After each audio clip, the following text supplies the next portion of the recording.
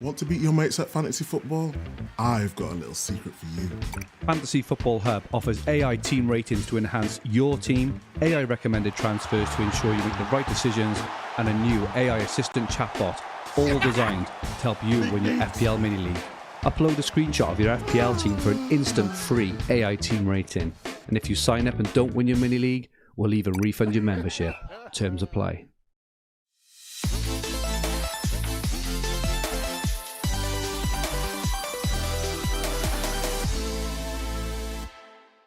Good afternoon, everyone, and welcome to the Green Arrow FPL podcast from Fantasy Football Hub. After an underwhelming game week, potentially, we'll chat about that now. My name is Fergi. Rich, nice and brown, fresh from his break. Rich, how are you? How was your holiday, and what colour was your arrow in game week 4? Hi, Fergie. Hi, everyone. Yeah, nice and rested. Went to Croatia for a week, just over. Had a really nice time out there. Fantastic. Didn't catch much football, but probably just as well, given the game week most people seem to endure. I've just about caught up with the action since I've been home. Got a bit of a big red, like many people. Results didn't go as expected. Set my team up over what seemed to me like the longest international break I think we've ever had. You must have discussed that last week with Bakar and Gian. But yeah, it was a long international break. But I made my transfers almost right at the beginning of it as well to try and recoup some of the team value that I lost on and Kunku and that kind of stuff. So it's probably 3 or 4 weeks since I've made a transfer. And yeah, setting up for the Salah João Pedro swing early, and it didn't pay off, did it? João Pedro didn't play, and Salah blanked rather poorly against Forest. Exactly, and Saka returned, and so yeah, that little combination of transfers didn't really work out for me. So yeah, but look, it was what's this phrase? A good week for everyone to have a bad week, I suppose. You know, gave back the million places I gained the week before, but we're swinging about all over the place, and hopefully this is the week that structure pays back because you know the captain's in place, and hopefully Liverpool will do better against Bournemouth. Yeah, I had a really good show last week with Bakar and Gian, and the whole Saka and Isak to Salah and Pedro we know was a really popular move. We did it. I don't think the guys did it, but they recommended it, and I think they were right. And they said that it could, over 1 week, it may not be the most sort of positive move in terms of outcome, but they said over 2 weeks they feel it is the right move. So as you just said, hopefully we're well set. Hopefully both of them will start. Pedro will get the start this week, and we'll because I think those who didn't bring Pedro in last week will be very nervous of bringing him in this week if they go into it at all. There's probably other options actually, but yeah, hopefully he starts and gets some points back. But it felt like last week that Gabriel was the difference maker. I think, reasonably sort of highly owned player. That 15-pointer, it was always coming, wasn't it? Absolute classic, typical Arsenal goal, Gabriel goal from the Saka corner. When that happened, and I think the Isak match, Newcastle was after that.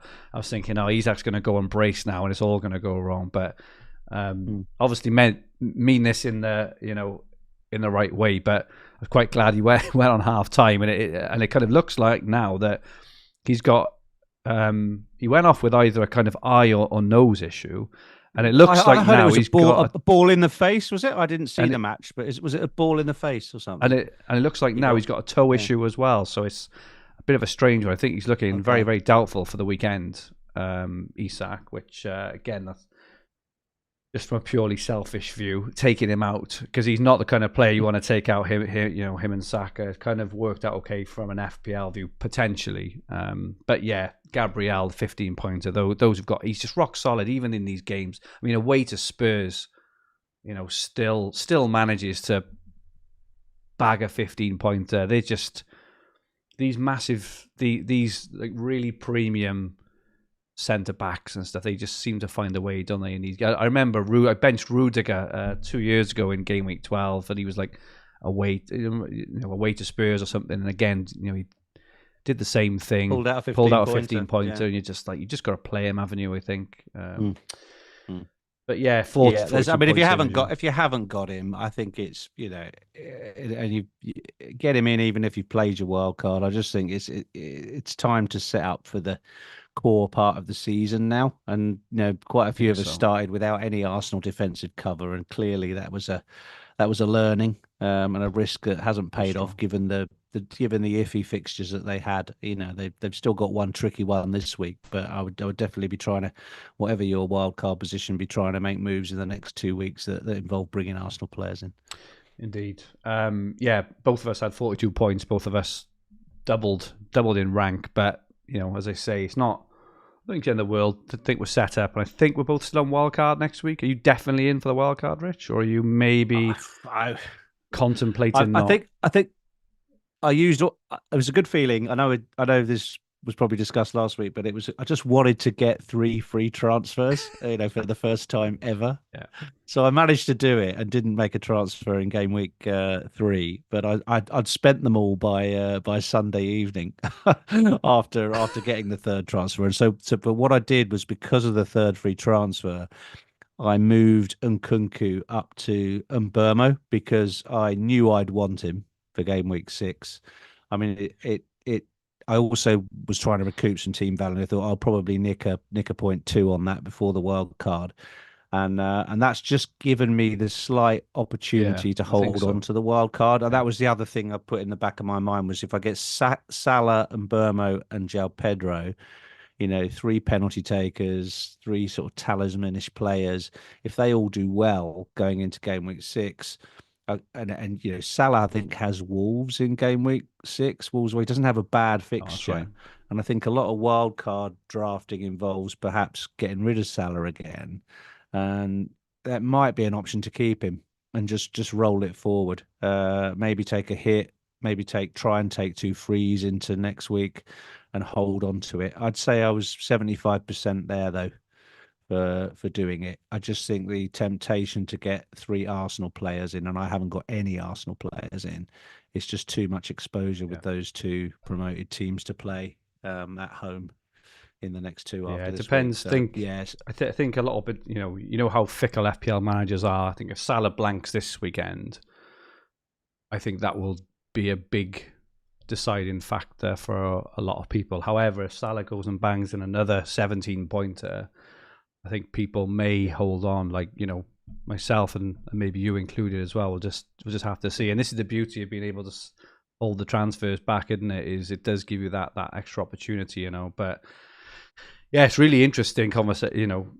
It's interesting. I say everyone's FPL team looks to be in a slightly different place because of these transfers, and it really is, causing massive variation. And it's interesting us not all being in the same boat. We even me and you, our teams are very similar current 11s, but I've got the extra transfer, so I'm in a slightly different position for you. Whereas you've got Mbeumo in already, so you're already a transfer ahead in terms of that. So it's really interesting stuff.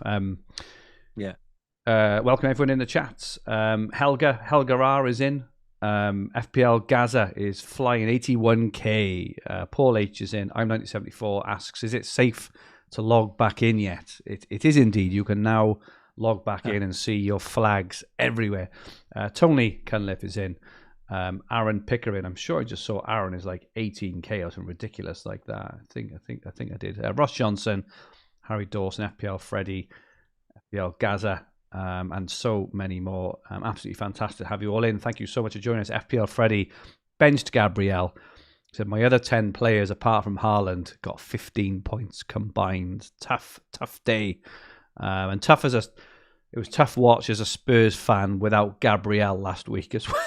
It was a bit, I hate it when people say Spursy, but you just knew when Spurs didn't get the goal in the first hour, when they were dominating and playing really well, you just thought there's just something coming here. And when it happened, it's just like 40 years of hurt, Rich, as a Spurs fan. I know, it just goes on and on. It's every time. They do keep beating you, don't they? No, it is tough. It is tough. Yes, but I've got quite heavily invested in Spurs, in other games as well. Yeah, and so I'm quite hopeful they start to turn it around. They've not looked great so far. Porro looks good, but I think some of them are underperforming a bit. Agree at the moment. Yeah. Craig Sapsford Solsvik is 6th in the Green Arrow League. You must be absolutely flying, Craig. Very, very well played indeed. Just before we have a look at the week, firstly, if you're not a Fantasy Football Hub member, really you're not a member? If you want your FPL team rated for free and want weekly transfer recommendations driven by AI, click the top link in the description below. Go to Fantasy Football Hub to get your team rated instantly and recommended transfers weekly for your team, helping guide you to victory in those all-important mini leagues. We're going to show our current team ratings and transfer recommendations later in the show. And if you do join for the full package to pay a member, we're so confident in our tools and AI that we're offering win your FPL mini league or your money back. There's a 50% off. It's not on for much longer, 50% off. So recommend, if you want to have a good season, if you want to enjoy playing FPL driven by artificial intelligence, get on there. Rich, so we've had the first 4 game weeks, which I think is kind of widely regarded as a fairly, a reasonable set of data to maybe, kind of analyze the start of the season. Just looking at the total FPL points so far for the week, some pretty obvious takeaways there in the opening 6 or 7 players. Haaland is just an absolute robot. He's a machine. He's a cyborg. Whatever kind of word you want to use, he is on form. He is lean, mean, rested, and he is in business. I think I think from game week 6, maybe not this week, game week 6 and 7, especially 7. I think home in 7, home in 9, massive captaincy. He's got to be in your team. I think from game week 7 onwards anyway. Liverpool are scoring lots of goals. Salah and Diaz, the second and third highest scorers, unsurprisingly. And also, Arsenal are good at the back, if we didn't know already. Raya and Gabriel are 5th and 6th in the overall scoring charts. We kind of knew this, and we haven't got any of those players. We haven't got many of those players, or we haven't had them for the opening 4 weeks. But what are your kind of early takeaways? Right? I know we're contemplating Wildcard in 6, but what are your early takeaways from the start of the season? Yeah, I think the first 3 game weeks were very high scoring, and almost went in line with predictions. Yeah, the big teams did well, and the big players from the big teams did well, in line with the pricing. We were all lauding the pricing, saying how accurate it was, how wonderful it was, and it had made a sort of great game where you can't have everybody, but all those major picks were returning. I mean, there's overperformance clearly by the likes of Salah and Haaland in the early weeks. They won't keep up. No. This rate of scoring. Otherwise, Haaland would be on for like an 85 goal season or something, and it just isn't going to happen even for him. But yeah, you've got to have him. I mean, there's still some people out there going, oh, I think I can hold off without him till game week 7, game week 8. I mean, it's very risky. Just because they're playing Arsenal this week, there's no reason why he doesn't score another brace this week. He's home. He's home as well. He's just an animal. At home. He's playing at home. He's an animal. Is definitely a captain option if you don't have Salah. And even if you do, you could take it on. It's just minimum of 1 goal. I would have thought it just on this kind of form. It's crazy form. That must be a record 54 points for the first 4 weeks. I don't know if anyone's ever beaten that in 20 years. 9 goals in 4 weeks. I think he's averaging over 2 goals a game. Yes, the season is absolutely crazy. Over 4 weeks, it's just nuts. I mean, below that, the marked difference I think is in probably everyone is regretting not getting Raya. At the beginning, clearly worth the extra million over. So this bloody Henderson comes out. Yeah, it's cliche that comes out every year. Oh, you want a 4.5 keeper. The premium keepers aren't worth it. Well, we need to remember that next season when we're talking about the content, and the same old rhetoric comes out about 4.5 million keepers. They play for teams that aren't consistent enough. They play for teams that only win a few, 50% of their games or less. So they're not going to score as many points as a team that keeps 15 to 18 clean sheets a season. So Raya's going to be on, I would say, 80% of wildcards, which case he won't be a differential anymore. and the wild card is the obvious opportunity to put him in as a set and forget for the rest of the season. I'll definitely be doing it, and it's a good way to double up on Arsenal defence, and I think double up on Arsenal defence makes sense at the moment with the Odegaard Yeah, I agree with that. injury. I've got Odegaard in our little sleeper competition, and I don't know what to do with him. I'm a novice when it comes to draft, and I'll probably try and hold on to him because it's difficult to get good players back. But You'll be not snapped ideal. up off the wire, mate. There's exactly. a hint. Someone Just bench him. someone would just get him straight away. Yeah, just bench him. So there we are. So, but yeah, without Odegaard, it could affect Arsenal's attacking output. It could affect Havertz's attacking output because he might drop further back, and they'll reorganise. Saka should still be okay, but I don't. It might make me go double Arsenal defence over double Arsenal attack on wildcard, for instance. So, elsewhere, looking down the table, and Burmo's clearly a good pick, well worth 7 million going forward. Palmer, I'm less convinced on. I'm really not convinced on Chelsea still. Yep. And they were lucky to win the game against Bournemouth really right at the end.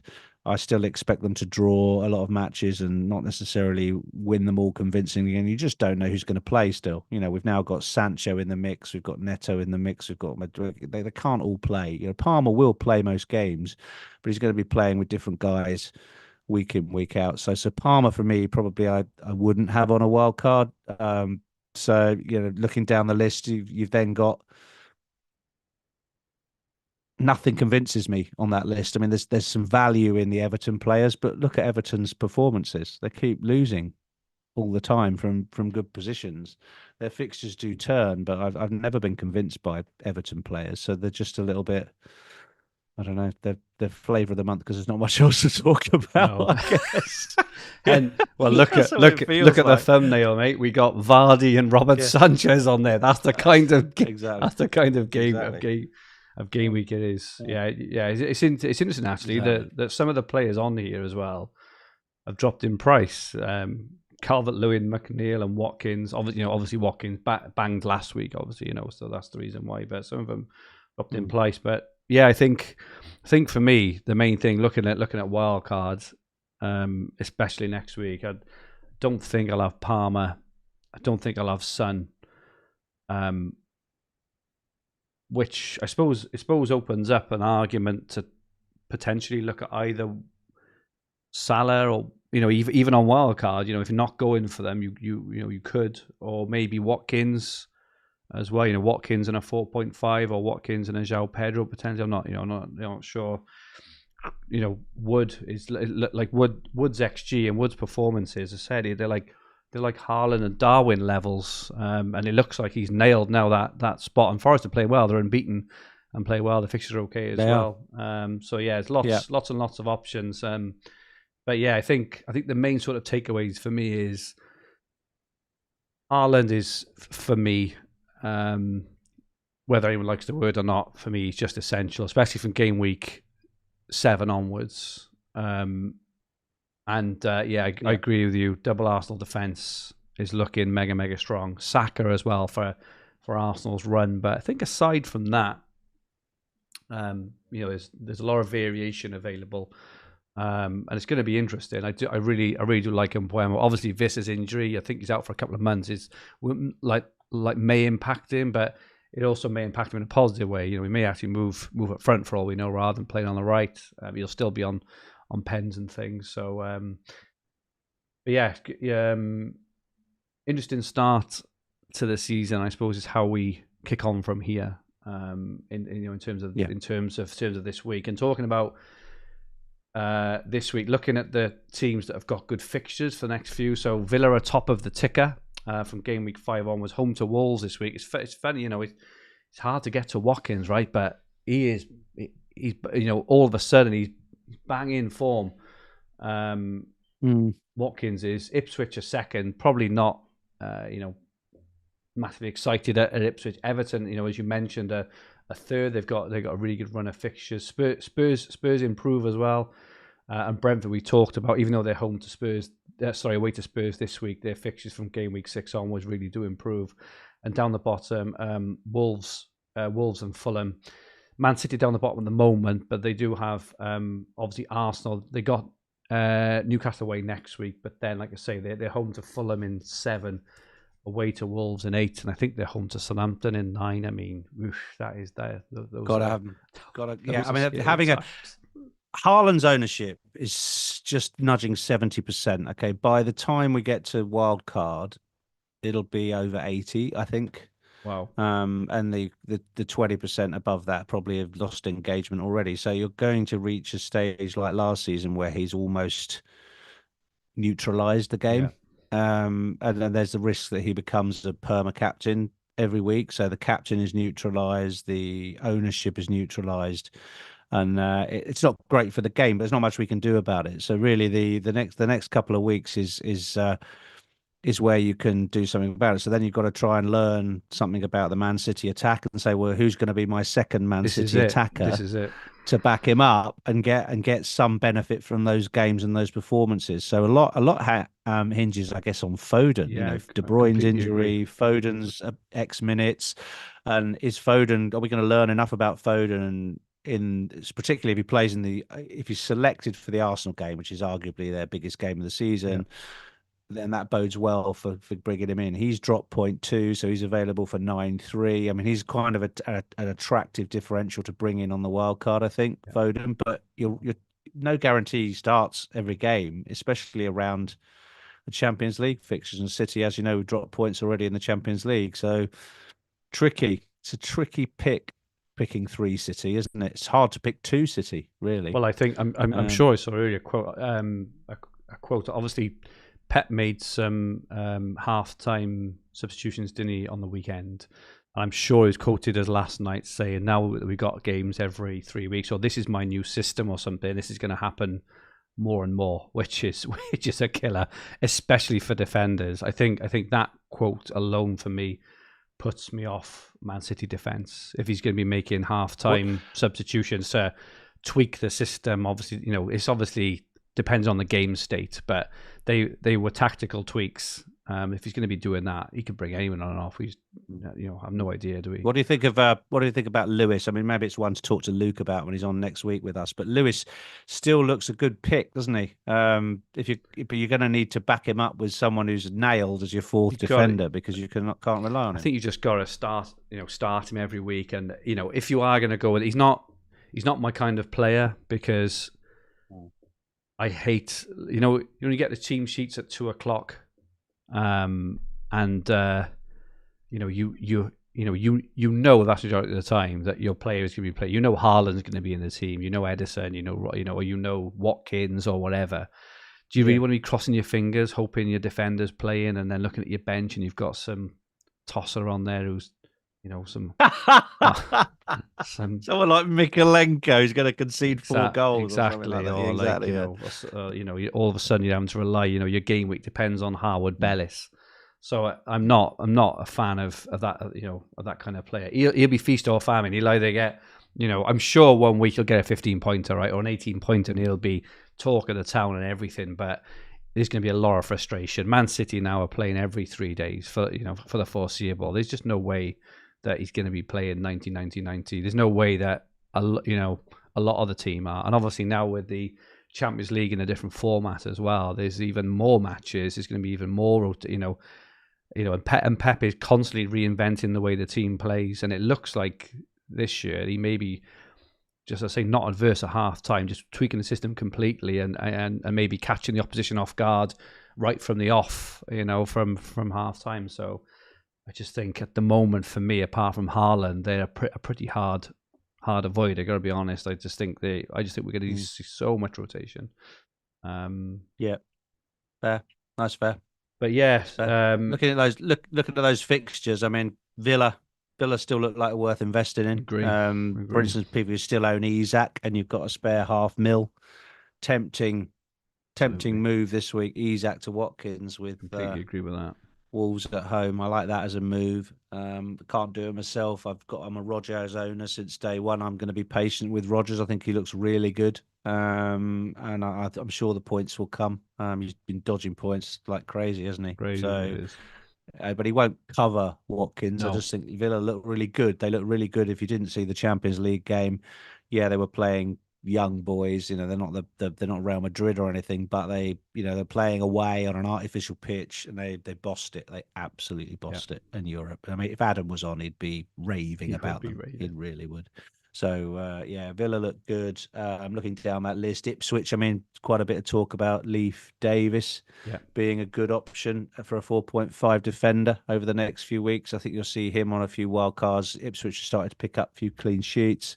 He's obviously got assist potential. He's a little bit like Alfie Doughty from last season as an option. So he could come in very handy as a fourth or fifth defender. I'm not a big fan of Everton in FPL, so... But if you look at chance creation, I think Dwight McNeil leads the FPL on chance creation. And at 5.4, he could be an enabling mid that will go in on wild cards. So there are options there. And I like Brentford. Brentford rotate really nicely with Everton, and they rotate really nicely with Brighton. So if you've got a combination of, Mbuema or maybe Pinnock and maybe Dunk and João Pedro and that kind of thing, you can just rotate the bench options each week. So from good performing mid-table teams there that make up the side. So there are good options there, and I think we are going into a decent-ish fixture turn. So I think you'll see 20 to 30% of the game's wildcards played over I think so. The next week or so, and that's how it feels. And it also feels, as I say, that if it's not a high scoring week this week, if we have another 40-point week or 30-40-point week, I feel like even more even those who are on the fence will just want to change their fortunes. They just want to freshen up their team. If we get another few injuries as well, or whatever it is, so it's we got the slide we got up now. The graphic is limp through game week 5. This is probably going to be the most boring game week of the season, I think, because a lot of us have kind of set, because of the way the fixtures fell, a lot of teams had back-to-back home games in 4 and 5, so the moves we made for 4 were for 5 as well, right? And obviously, as I said, there's a big portion of the game are going to be wildcarding next week. Saying that, there have been some issues. João Pedro looks like he might be all right. I think the manager said earlier that he trained and we'll see. I mean, not incredibly helpful, but it's looking better than last week. Muniz is not injured, but obviously he didn't start last weekend. I believe he started last night, and then it was Raul again who came on and scored. So that's not looking good. Yeah, well, I heard they took Muniz off so they could bring on a penalty taker, which means obviously he's not that keen on taking a penalty. And I think they took 16 penalties, didn't they, or something, and still lost the game, didn't they? They did 16-15. Yeah. So, wow. I mean, you expect your striker to be able to step up and take 1 out of 16 penalties, wouldn't you? But he didn't want number to. 9 didn't want him to. So yeah, I'd be amazed if Muniz starts at the weekend. I would as well. Jimenez was, got dropped for Jimenez. Jimenez scored last week, scored twice last night, scored both his penalties in the shootout. Jimenez is going to start at the weekend. I think so. Muniz is an issue.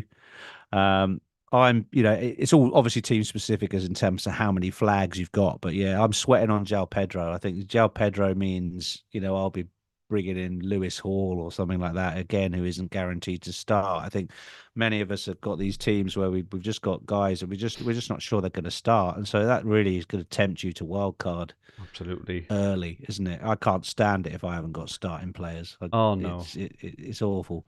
We're going to be hoping that Brighton re-sign Barco before the deadline, so that we can have a playing 11. Barco, might not be going. We haven't heard that for a few weeks. We haven't heard that for a few weeks. Why did you wildcard? I wanted to get rid of Barco. But it all adds up, doesn't it? All these little niggling things, and if you've got about 5, Henderson in goal, you've got 5 or 6 of these things that you would change. Add that to a fixture swing. And having a bit of a refresh of the bench, then it's got to be worth it, hasn't it? Really. Isak, as we mentioned, looks doubtful. I think they're away to Fulham this week. Yeah, so like a lot held on to him, which I think was a sensible move. Actually, he looked dangerous. He had high predicted points. Obviously, we got injured, which is really unfortunate. But Isak to Watkins, as you said, is a really nice move this week if you've got the spare 0.4. That's nice. Kevin De Bruyne went off at half time. I still don't think we're 100% sure, or Pepe sure whether it was tactical or injury. He kind of hinted that it was tactical, but then he also said, I don't know how he is or something. Excuse my broken English there. And Odegaard as well, in terms of he's not that high on the FPL, but I really do think I said this last week. I think he does impact Arsenal's attack. I think we saw a very different Arsenal last week against Spurs. They were okay in patches, but Spurs dominated the game, which we're normally not used to seeing from that. So yeah, limping through is the word, and we'll look at our teams later. But I had a quick look this morning, thinking, well, if he doesn't play, I might be relying on Harwood Bellis to come in and do the biz. But we'll take a look at that. Looking at some actual players, Rich, you pulled out a few. Jamie Vardy, obviously they're playing Everton now. Everton have had I think they've had a bug sweeping through the camp is the term that is the exaggerated phrase that everyone uses. Dodgy lasagna things. Exactly that. Yeah. But we've had some players miss out last weekend and midweek, and I saw another few were flagged earlier today.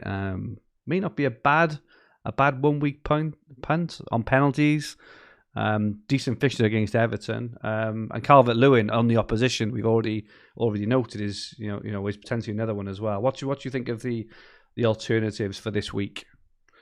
I mean, if I was going to go, and I might be forced to do one of those, if the prognosis on João Pedro is not good, I've only got one free transfer this week. I'd like to wildcard with a couple in the bank, just to give me that extra flexibility. So I'll hold it if I can, but I don't really want to be bringing Muniz off the bench or Lewis Hall off the bench. I've already got to play Robinson, I think, against Newcastle, which isn't a bad fixture for Fulham at home, but it's okay. But I've got very little on the bench, so therefore I'd probably go for DCL, even though long term we know he's a huge injury risk and he doesn't stay fit for very long. But he is on decent enough form. I mean, Everton are scoring goals; they're just not winning matches. I wouldn't have any of their defense. They wouldn't have any of their defensive assets. No. But if you want to have a 1 week punt just to get a good 11 out, and the team news doesn't go well, then I would just go Calvert-Lewin over Vardy. I mean, Vardy's doing very well for his age. Was he 37? I mean, he's doing really well, but. 38, yeah. I mean, fantastic. Fair play to him. Doing really well. I mean, if you haven't gotten Burmo in, there's no harm doing that a week early if you've got the flag player in midfield to do it, or if you've got a couple of free transfers and you want to make an enabling move off Isak, then I really like Burmo. I'm definitely going to start Burmo against Tottenham. Absolutely. I think he could get something. Yeah, I do. And I think, again, he'll be on the vast majority of wildcards. So bring him in early, catch a price rise, all good, I think. So that's why he's in at the front there. And then is that Leif Davis? I don't quite recognise him, but you brought him in to fill the gap. Yeah, he looks to me to be that now Ipswich's fixtures and form is turning. Looks to be a really good long-term 4.5 pick. Perhaps not a starting defender, but defender 4 or defender 5 looks great as an option. Big attacking upside. I think 18 assists. I think in the Championship last season. So he was providing an awful lot of attacking returns for Ipswich, and a nice differential at the moment too. And then look, Watkins could have been on both slides, couldn't he? Because he was on off the field with an ice pack after an hour again on Tuesday. But he's a bit like Saka, he just plays every game. And the manager's almost confirmed he's going to be okay anyway, even though he had some ice on his ankle. So Watkins is a great option this week. I just can't. It's not worth a hit, but if I had the money, I'd get there from Isak, I think. Yep, definitely. And just looking at predicted points the next 4 game weeks, no massive surprises still. Haaland top, Salah second, Saka third, Palmer, Eze, Son, Watkins 23. Wood, as I say, is really high. He's massive on the AI. The AI loves Wood. Foden, Isak, obviously injury dependent. Havertz, Gordon, and Buemo. Solanke's back in the mix. He could be an interesting punt this week as well. Home to Brentford, and some others. And Bailey looks like he's back for Villa as well. Who could be, he could be a nice pick this week against Wolves. I quite like Bowen right at the bottom of that list, mainly because he hasn't got any European football. And I think a lot of the guys in this, in this list higher up and stuff have got Champions League. Yeah. They might be more expensive, but they've got to play 2 games a week over the next couple of months. And Bowen is just sitting there 1 game a week, talisman player. I think West Ham could do really well this week against Chelsea. So I might have added Bowen to the list of alternatives this week as a consideration. Certainly he'd be my pick from the West Ham team, and I think he could go really well. We've still got Bruno in there. Solanke, I'd like to see him break his duck soon. I don't know what you feel about him as a Tottenham fan. I thought you going for him maybe. I thought it's a tough game to come in against Arsenal. Gabriel was just all over him. He defended. I think he man of the match. Gabriel. I know he scored the goal, but also defensively he was an absolute rock. So in Saliba, I think Solanke did well. He put himself about, but he was up against one of the best centre back pairing. I think it's fair to say in kind of recent times, and he just found it hard to do. But I wouldn't be surprised to see him score this week. I think it's a 1 week punt. Solanke at home. He was. Think how popular he was in game week 1. He was really popular amongst kind of analytics managers and kind of eye test managers. Nothing's changed really, other than he's been injured, and he's back now. So I do think he could be a good one for this week as well. We have pulled out a wildcard team. If you're wildcarding this week, I will do a spoiler for next week's wildcard team as well. So this week, Verbruggen and Fleckens, if you are thinking of wildcarding this week, as the keepers, Robertson, Trent, Gabriel, though he's benched this week, obviously, because he got Man City, and then 2 4 million starters. There's quite a few 4 million starting defenders now in FPL. There's a good 3 or 4, and the AI is recognising that, and it's recognising that there's potential value there. Midfield, as strong as you like: Salah, Eze, Palmer, Saka, and Rodgers. And up front, Solanke, Wood, and João Pedro. So the obvious omission there is still no Haaland. But we did have a quick look earlier at what the Game Week 6 wildcard team would be, and Haaland would be in the Game Week 6 wildcard team. Obviously, that game against Arsenal is kind of holding him back a touch, just getting him out for this week for wildcarding. And for the benefit of our listeners, can you just maybe explain why the AI is almost like on initial review, why AI just does not put the obvious subjectivity of Haaland in there because of his form, because of his upcoming fixtures. It's just purely the extra spread of funds to those other premiums. It appears to me is modelled as being overall better. It does. Is that right? You mentioned right at the start that Haaland is overperforming. I wouldn't be surprised. I don't know, but it's probably the best starter forward has ever had to a Premier League season. Right? Obviously, no model could have predicted that ever because it's unprecedented. He is in fantastic form. He's doing incredible. Lots of managers went with Haaland, and until last week, actually, if you went without Haaland, non-Haaland owners were doing absolutely fine. They're looking above me in my leagues that were more kind of analytics players. A lot of them, hadn't gone with Haaland and were doing fine because of Salah and the spread of funds. Obviously, last week it came home to roost a touch. But looking at this week, so the kind of the AI is roughly a five week Like you look, it looks at the Horizon, next yeah. 5 weeks horizon. Yeah. Obviously, Salah's home to Bournemouth, away to Wolves. Haaland is away to. No, so he's home to Arsenal and away to Newcastle next week. So it fancies Salah in both. In both of those. So spread the funds basically. He'll probably look to get Haaland in, I would guess, in game week 7. Maybe next week the recommendation would be to save, or it may do a recommendation to free up some money somewhere, for example. But it knows Haaland is it's going to be more or less essential for game week 7 onwards. But there's only last week really where owning Haaland has made the difference this season. It's only it's only 1 week, and like I say, for I don't think anyone expected Liverpool to lose at home to Forest. I don't think anyone expected Liverpool to blank either. So it's one of those things. But yeah, it looks at all these factors, and like I say, if you wildcarded it, I don't think I'd have Haaland if I wildcarded this week. I would look to get him in game week 7.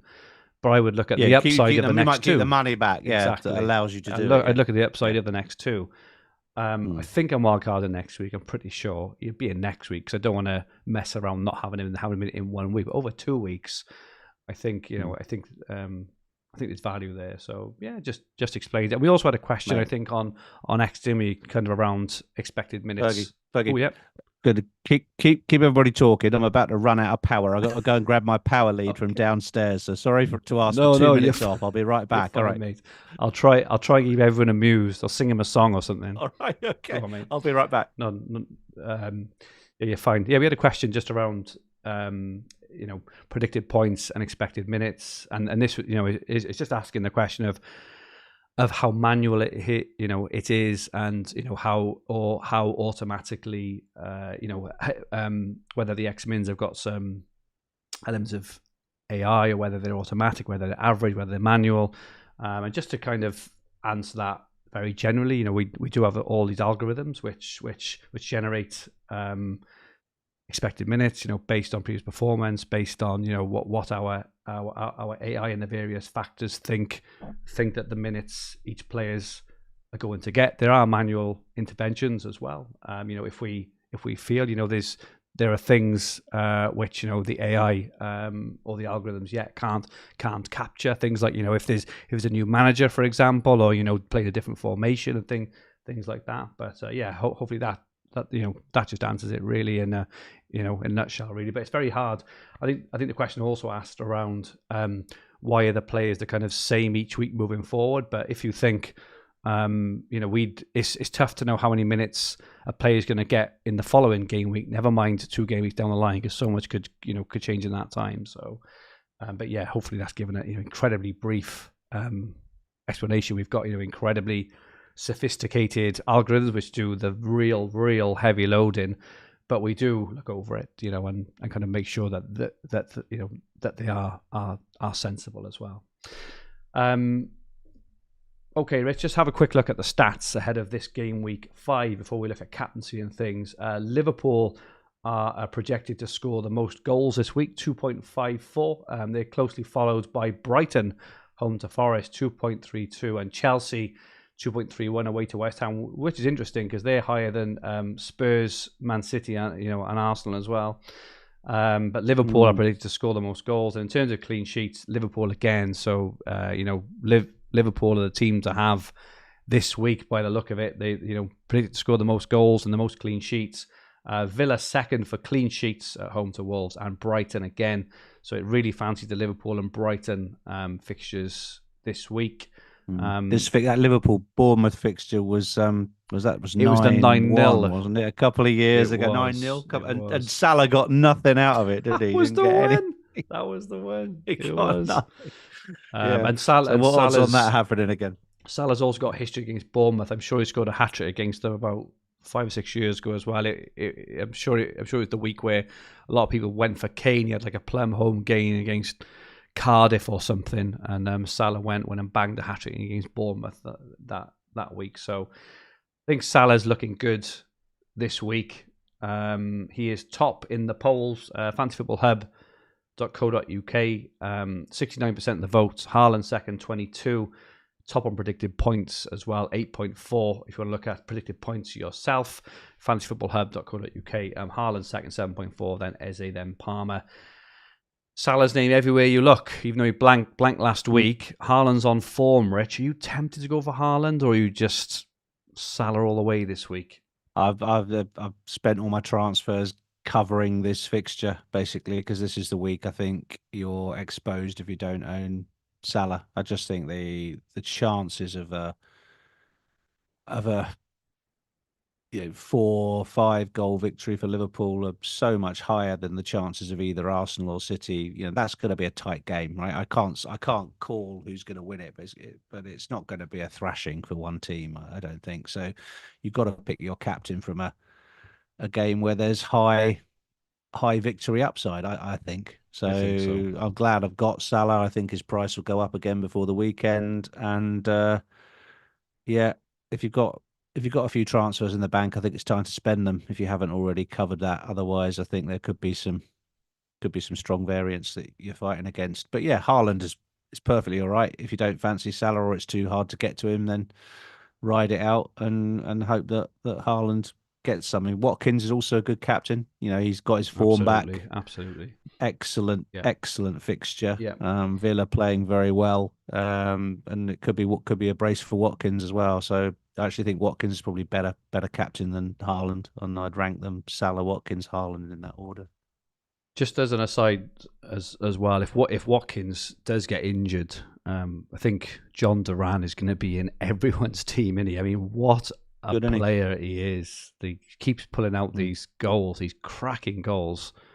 What a footballer. I just wonder how long Emery is going to be able to keep him out of the team. I do wonder whether they're going to mess around with the formation, or I don't know if there's a potential to play Watkins slightly wide. I don't think they will, but just to fit him in, because he's just wasted on the bench, isn't he? I mean, what an attacking talent he is.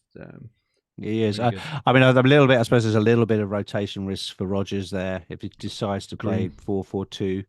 But I think because Villa, and one or two of the other European teams are playing EFL Cup next week. They are. Villa have got Wickham. I reckon Duran's going to start that one, and he's going to bang a few in. I might go along to that one. Yeah. But especially if it's to scout Duran, I think Duran will start that one. And you just look at those fixtures ahead, and it's a bit like, again, we haven't really talked about him, but there's just some talk of Jota being a little bit of a rotation risk this week. But I think because of that Liverpool EFL fixture, I think Darwin will be earmarked to play that EFL fixture for Liverpool. So that should mean Jota's relatively safe this weekend. I mean, I'm guessing, but I just think because of those EFL Cup games, you often get the second choice is starting that game. So they reverse the substitution. So he'd be safe for another 59 minutes then. Yeah, that's right. That's right. I was watching that. That was another one of those. That was hilarious. Moments. He gave 59 minutes and 57 seconds or something. He walked off the pitch. Ran off. Still 0-0 then as well. Ran off, whereas Luis Diaz just ambled off. And because he ambled, he got 2 extra points. You can't make it up. Did he get the clean sheet point? Did he? He did. Yeah. He got 2 extra points. Got the clean sheet point. Oh my god! Unbelievable. So you had that, right? I was just catching a bit of it in a bar in Croatia. I didn't really have the commentary on or anything. Talk about peak FPL. There were 3 moments last weekend where you just head in hands. There was that one. Yeah. There was the Crystal Palace have got a penalty in 89th minute, 90th minute. Come on, Eze! Come on, Eze! Goal! They've scored the penalty. It's bloody Mateta. That was another one, and then the third one was obviously. The much maligned triple dropper Nkunku to come off the bench and score the winner against Bournemouth. And Anthony Robinson losing his clean sheet in the 96th minute to the Ings goal. Yeah, there were several of them, weren't there? That was it. Of all players, Danny Ings, that's a throwback. Tell you what, throwback mind. Again, look at the 2 players on everyone's lips this week. Jamie Vardy and Dominic Calvert-Lewin. Have we rolled back 5 years? It's pretty insane week. Fergie is a punt. Game week 5 this week. I really like this player. I really do. I liked him at his old club. I like him at this club. I think he's going to be on my wild card. You mentioned him earlier. It's slightly. He's got 1 goal and 2 assists so far in 4 appearances this season. 4 shots, 2 on target, 2 shots in the box. He's got really good XA. But like I say, he's scored a goal as well. 5 big chances created, 17 key passes, and a big old fixture swing from next week as well. I think he's going to be in my wildcard team. 5.4 million. He's actually dropped in price at the start of the season. But Dwight McNeil, you mentioned earlier, Everton keep losing, right? But they also keep scoring as well. And I really think he's going to have a big season. I was trying to save him for next week, but I couldn't really think of a more exciting option this week, to be honest, without going for some complete random I didn't believe in. But I think McNeil, at least you know he's going to start, right? Yeah, exactly that. And the fixtures are good. He's a decent punt, definitely. I like him more than some of the other ones that have been through here, because at least you know he's going to start the game. And it's just, Everton players, normally you're going to get quite a bit of disappointment. It's whether or not, on wildcard, because you've got to set this team, or we've got to set these teams up for possibly up to about 30 weeks, right? Because if you're going to wildcard late with the second one, could be game week 35. You've got to run with this bunch till. Yeah. Do you want an Everton player in there? I know things will look completely different. I would rather have a 90-minute man. I think again, just harking back to what Jonas said in our pre-season episode, and he's absolutely right. And it's done well for me so far this season, getting those 90-minute men in. Instead of we've had Nkunku and Fodens and Jota, and all these players. They're so frustrating with McNeil. Could get an attacking return at any time, and I do think Everton under Dyche, I do think they'll improve. He's a very experienced manager. You'll get him playing, and and they'll do okay. And they're the kind of team, they really dig in. They're going to get those 1-0 wins and those 2-1 wins, and they're actually attacking really well. I mean, 4 goals in the last 2 weeks is not to be sniffed at. They've lost them both, so defensively I get it, but I think they're fine, and I really like him. I think on wildcard as well, if you're going to push the envelope a bit with these premiums, like you won't give on Trent, for instance, you won't give on a second premium like a Saka or a Watkins or something like that alongside Salah. You're going to need a lot of these 5.5 or below picks, because you have to have them on price. You won't have the team value, so you won't be able to have Eze and Buemo, all of these others that are more. You'll have to have more of these 5.5 options. And he's a good one. Is he better than Semenyo? Is he better than Smith Rowe? Is he better than Minte? I don't know. There's quite a few of them out there. I think so. I think Rodgers, while he's still starting, is probably the pick. Even though the FPL points don't reflect that yet, I still think he's been so unlucky, both both in terms of goals and assists. Rodgers, Villa are a really good side, Champions League team. I think that Rodgers is still the best. I think I would have McNeil over Semenyo personally still, but it's very much sort of individual choice. But a midfield potentially of as we said, Eze and Buemo, Saka, McNeil, and Rodgers. If you go that way, you could have a pretty strong defense and attack if you went with them. You could basically have who you wanted almost. So, but that's my punt for the week. Competition time, and this season our weekly prize had a big upgrade with a chance to win some sensational award-winning curry pies, courtesy of Muckagee's Asian Pie and Catering Company. Last week, winner, we didn't have a winner, and the reason was the top scoring player from last week was Robert Sanchez after his penalty saving clean sheet. Can't believe no one went for Robert Sanchez. 15 points, but no winner last week. But for a chance to win this week, simply like the stream or like the video and comment in the chat on who's going to be the top scoring FPL player for game week 5. And if you're right, you will win a box of these incredible pies. The choice, including their famous Mother Clucker, Creme de la Hen, the Bulldozer, and so much more. They look and taste incredible. If you want some for yourself, Just click the link in the description below and you can get 10% off your first order. Watching the football with a mac and cheese curry pie, a match made in heaven. Give them a go. So don't forget to comment on who will be the top point scorer in FPL this coming week for a chance to win a box for yourself for absolutely free. The competition is restricted to the UK for shipping purposes. Really good shout in the chat. I'd forgotten to. We were talking about him this morning, but FPL Freddie and Michael Scott have both mentioned that Sharda for Brentford. He could be playing at number 9, 5.4 midfielder. That's a good. The only problem with that is, are you really going to want to have a double up with Mbeumo and Sharda? But saying that, we mentioned the fixtures. They're so good that actually it could be a really good shout. And differential wise, I don't know what Sharda's ownership is, but I can't imagine it's that high. Let us know in the chat if you've got FPL open. What his ownership is. And it might actually, if you need to save that 1.7 million because of budgeting for premium attackers instead, like you want a Watkins, you want a Havertz, you want a Saka, as well as holding on to Salah, you want a Trent, you want a Gabriel, you're going to run out of money, and so you have to look at these options. So Sharda, he is definitely. I was driving around earlier thinking, I should have mentioned Shard, or I should have put him on the list for you this morning. And definitely good shout, Michael. I like it. We were talking about him this morning as well, actually, and I thought at the time, I best mention him. I best put on my notes for Green Arrow, and I forgot as well. But 5.4 million playing as a number 9, and those fixtures are really good. He could be good. If he gets into the same positions that the Vissa is getting, Vissa's had a really good start to the season, so.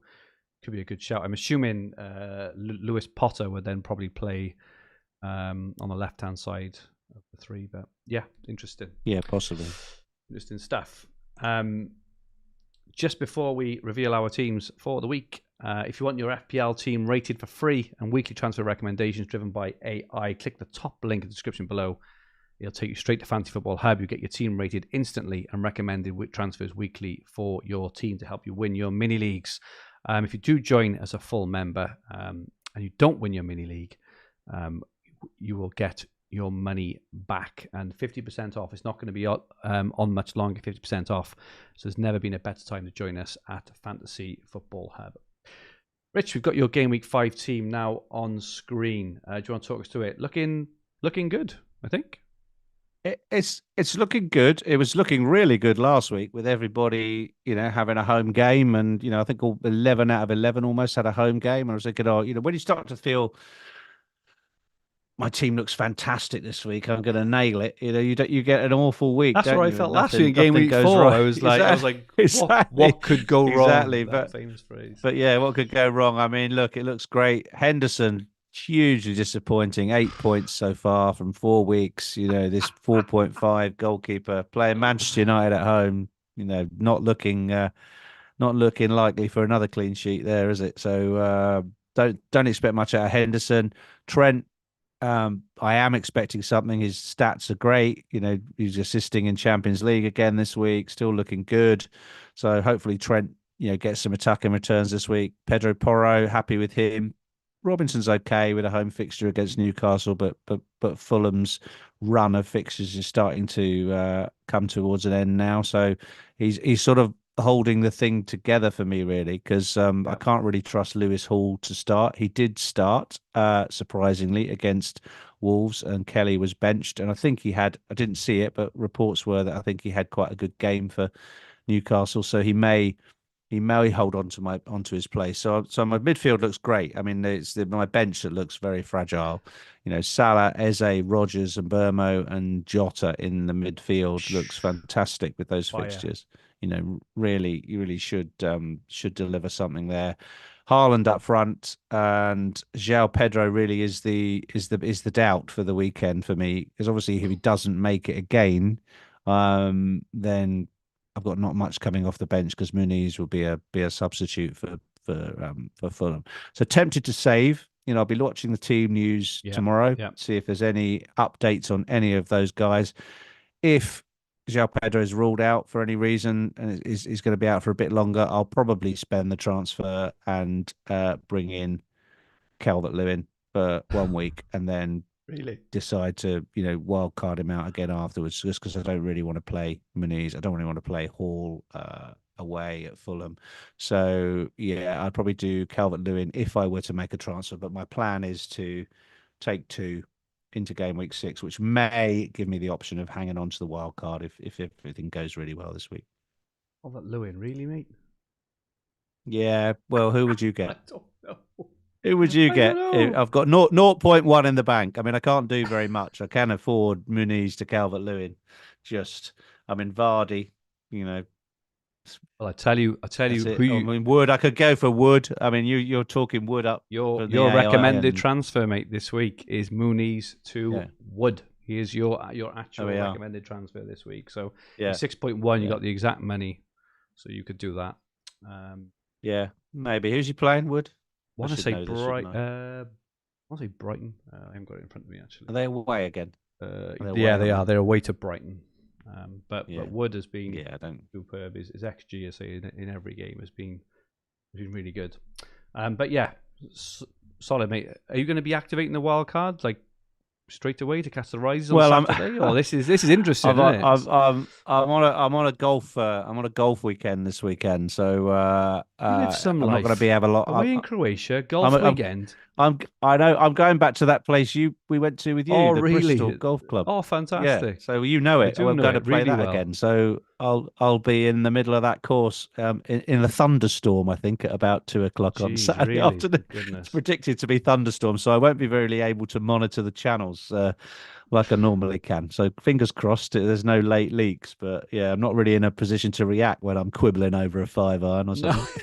exactly. Right, I was going to say equivalent of a 5-iron. You'd be Yeah. hunting around in the trees, Rich, more like it's Probably, if yeah. anything. Well, Picking it out of a lake, probably. looking strong there, Rich. As I mentioned, my team is very, very similar to yours. The only difference, actually, looking at it, is I've got Gordon. He dropped in price last week, but do you know if Isak doesn't make it? I think Gordon did. He played a couple of games up front, didn't he, last year? I think when Isak and Wilson were out. So I'm happy to hold on to Gordon for this week. Might get rid on wildcard next week, assuming a wildcard. But I've got the same sort of dilemma of you. I've got Muniz. I do have Howard Bellis. Because Stevens was sent off last week, Howard Bellis will very probably play this week. They are home to Ipswich. Yeah, he will. So because of that, I probably got a solid bench player. So if João Pedro doesn't make it, I'll be playing bloody Howard Bellis. But I'm really keen this season. Are you tempted to play him? Are you tempted to play him over Robinson or not? He's predicted to get more points. He is. No, I'm not. No. Just because of Southampton. No, just because it's Southampton. I think Robertson. He's looked really dangerous. Actually, I think he's got 2 assists this season, 1 maybe 2, and he could have had more as well. 2. Like Muniz has headed a couple of his crosses just wide a couple of times as well, so he could have had a couple more. So I think Newcastle, if they don't have Isak, I'm kind of a double edging of having Gordon but having Robinson as well. So I would hope for one or the other. I know you're not supposed to. I know you're supposed to go. I never way, worry but about I don't that. believe in that bollocks. Well, we're not in control of it, are we? No, Really? exactly. We make out like we are, but we're not really. Yeah. So I think I'm all right. I think I'm going to save. What's your transfer recommendation? I've got 2 this week. So it's telling me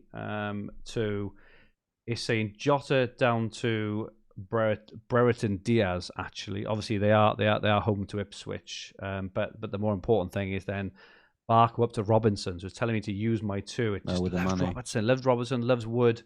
So they're my recommendations for this week. But like I said, I'm really trying this year to play conservatively, to have transfers in hand. I've got 2 saved. So will this be 3? Will this be 3 saved going into a wild card? Yeah, if you save again, It'll be 3 saved going into a wild card. So the fact that I can wild card and have 3, save another one afterwards, and then you'll have 4. Yeah. So game week 7. Like, I'm quite enjoying this year. Like regardless of rank, regardless of points, just not having to scrap every week for a hit and try and chase. So it's quite nice to. It's probably not nice for listeners because they probably love it when my team gets in the in the debacle it tends to get into. But I'm really keen this year. I was fortunate enough not to have Kwanzaa, not to have Nkunku, which I knew I was incredibly fortunate. It could have been anyone, right? I know. But because of that, They I do just have to keep save coming though, don't they? transfers. These injury issues and Exactly. these rotation issues, and it's just a constant battle to fight them. But if you have got a bank of transfers saved up the other side of the Exactly. wild card, it will at least help, fight those Oh, battles down massively. the line, because they're coming. They're coming. And No one's going to sail all the way through without these issues. yeah, and and you made a really good point earlier around our second wild card. We're likely not going to use it for at least another 25 weeks. So No. to be able to use the wild card and have 3 or 4 transfers in hand should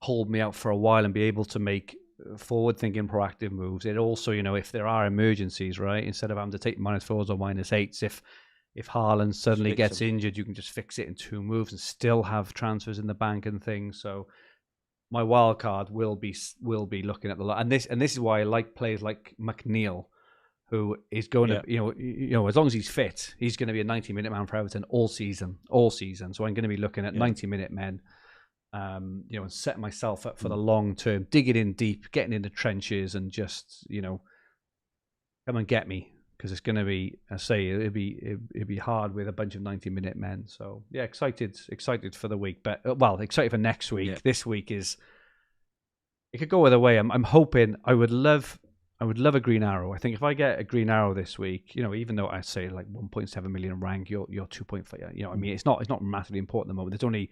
We're only like 20 points off the top 100k or whatever it is, right? It's more around getting a green arrow, making sure that the moves we made last week pay off in some form before we transition our teams to go into those, as you mentioned earlier, the core part of the season where it matters. So the next phase, yeah, definitely. Exactly. There's arguments to hang on to it if your team is healthier and you don't have some of these rotation issues or the players that have been dropped already, and you didn't go for Barco, and if you've just got a little bit of bench strength, I always think if you've got something to cover, but when that's starting to really wear thin and you've got an opportunity to play some fixture upside, use the wild card and save some transfers, and then if you've got 4 or 5, you've got another wild card, haven't you? Really, a mini one. So yeah, I think it's on next week's show with Luke should be fun. Yeah. Because we can have I don't know whether he's wild carded yet or not. I haven't checked his team, but he's probably saving it up as well, isn't he? Yeah. Next week will be a wild card special, as Rich alluded to then. Hopefully we're going to have Luke Williams back on, which will be absolutely fantastic. So we're incredibly excited to wildcard. Still not sure. I think I'm set on wildcarding. So I think I'm going to be chasing the rise on Saturday. I think I've done it in the past where wildcard later in the week, and obviously you miss out then, don't you? Get the swings on the players drop in. I'm going to look at it. I think tomorrow I'll put a draft together ahead of the weekend, exactly so that I can look at the 4 or 5 picks that I know I want, because it'll be the Rayas, the Gabriels, the Sakas, etc. that will go up 0.1, on Saturday night probably. So yeah, grab those rises and then just enjoy the golf. just having a quick look, I can reveal, thanks to Steve, the genius behind the scenes here, what the current Game Week 6 Hub AI wildcard team is going to look like. This is with a 100 million budget. Flecken, Turner, Robertson, Gabriel and Saliba, Eze, Palmer, Saka, Rogers, Semenyo, Haaland, Wood, João Pedro, and then Greaves. If it's got 100.8 million, which a lot of teams will have obviously gained some value. So we repeat those again: Haaland, Wood, and João Pedro. Yeah. And then who are the subs? Greaves, Turner, Pedro, and Greaves are on the bench for that week. If you're 100.8 million, so if you've gained a bit of value, it will be Flecken and Turner again, and it will be Robertson, Gabriel, Saliba, Salah, Eze, Rogers, Saka, and Winks. So it squeezes Salah in if you've got a bit more money. And then the same front three: Haaland, Wood, and Pedro. So it says so drop in Palmer and a weaker bench, then squeezing Salah in if you've got that that'll be my bet. But Haaland's in both teams. Okay, who are the Robertson, Gabriel, Saliba, Greaves, and who's the fifth defender? Vice in the second one. Vice. Yeah. All right, Vice. Yeah. Two 4.0. Okay. But both play, which is the important thing. Yeah. So yeah, it's interesting. Like I say, that's a sneak first look from the back end, but that will likely change over the weekend. Because our algorithms are dynamic. But it doesn't recommend Raya. No, it doesn't. It recommends Gabriel and Saliba in both. Right. Well, it's Flecken. It's gone for Flecken in both. Yeah, interesting. Moment. All right. Well, so therefore there is hope that there won't be just a huge template across the game that. I don't think there will be, mate. I don't think there will be. There's loads of options. Loads of options. I like Sharda. Do you know I'm tempted now to go for double up and Wemmer and Sharda. They got such good fixtures. Yeah. I mean, interesting to see what's going to happen there. I think some points in the chat as well. Someone said, don't use the AI, use your mind. I mean, it's a combination of both, guys. We don't just use the AI and just copy it. It's like, but it gives you a start and it gives you something to think about. I think, well, now I'll use my mind and I'll tinker with that, and make a blend. So it gives you ideas. It just gives you something to go. Ooh, exactly. I hadn't thought of that, and just gives you something else to chew on rather than the generic social media chat, which just all goes the same way. So absolutely. But interesting stuff there. Yeah, well done. So that is it from us for this week. Thank you so much to everyone who's joined in the chat, those going to watch it back and those listening on the podcast versions. Your support is very much appreciated. Rich, thank you so much for this week again. Good to be back. I think we've done well, to go nearly an hour and 15 with the highlights being Dominic Calvert-Lewin. Vardy and Calvert-Lewin. but next week we'll be absolutely buzzing for first wildcard time is so exciting and it's brilliant. But where can people get hold of you, Rich? I'm on at Rich Clarke FPL on Twitter.